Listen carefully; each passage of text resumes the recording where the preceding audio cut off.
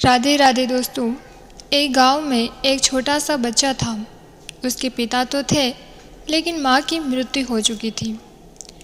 पिता सारा दिन काम करता और अपने बेटे को पाल पोस कर बड़ा करता है।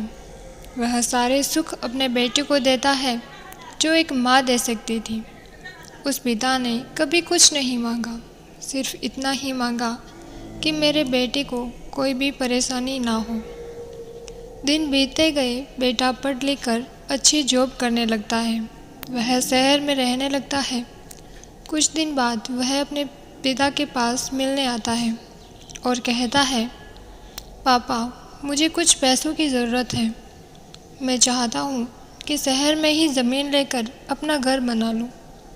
पिता इस बात को सुनकर बहुत खुश होता है। सोचते हैं कि मेरा बेटा है, एक न एक दिन नाम करेगा। जिंदगी भर की बचाई हुई पूंजी को निकालकर अपने बेटे को दे देते हैं। बेटा शहर चला जाता है और उन पैसों से अपना घर बना लेता है। पिता इधर इंतज़ार करता रहता है कि मेरा बेटा फिर से आएगा, एक ना एक दिन तो मेरे पास आएगा ही। जाएगा कहाँ? उसके पास अब कोई नहीं जाता था, क्योंकि ना ही अब उस पिता के पास पैसे थे और ना ही रहने की जगह।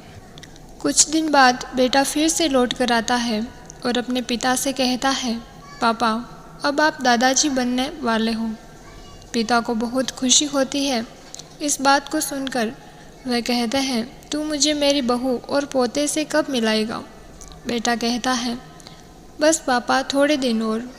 पापा, मुझे कुछ पैसों की ज़रूरत है, क्योंकि आजकल जॉब में खींचबीच हो रहा है, जिसके कारण मुझे कुछ दिन के लिए सस्पेंड कर दिया गया है। पिता के पास कुछ नहीं रहता है देने के लिए, फिर भी कहता है, अच्छा बेटा, तू रुक, मैं अभी आया, कुछ पैसों का बंदोबस्त करके। पिता बाद में महाजन से कुछ पैसे उधार लेकर अपने बेटे को दे देता है और बेटा पैसे लेकर शहर चला जाता है। बरसों गुजर जाते हैं। पिता सोचते हैं कि मैं तो अब दादाजी बन गया हूँगा। मेरा बेटा पता नहीं मेरे नाती को कब लेकर आएगा। फिर सोचने लगते हैं, समय नहीं मिलता होगा, इसीलिए मेरा बेटा अभी तक नहीं आया, वरना वो ज़रूर आ जाता। तब तक महाजन 2-3 आदमी को लेकर उस पिता के घर पर आता है और कहता है कि आपके वादे के मुताबिक मैं पूरे 3 महीने बाद आया हूँ अपने पैसे लेने के लिए। पिता कहते हैं, मेरे पास पैसे नहीं हैं देने के लिए। महाजन कहते हैं, जब पैसे नहीं थे तो आपने मुझसे उधार ही क्यों लिया? तभी पिता कहते हैं, ठीक है, रुको, मैं तुम्हारे पैसों का बंदोबस्त करके आता हूँ। और वहाँ के नज़दीक अस्पताल में चले जाते हैं। वहाँ जाकर अपना ब्लड डोनेट करते हैं और अपनी एक किडनी बेच देते हैं और उस महाजन का कर्ज छूटा कर देते हैं।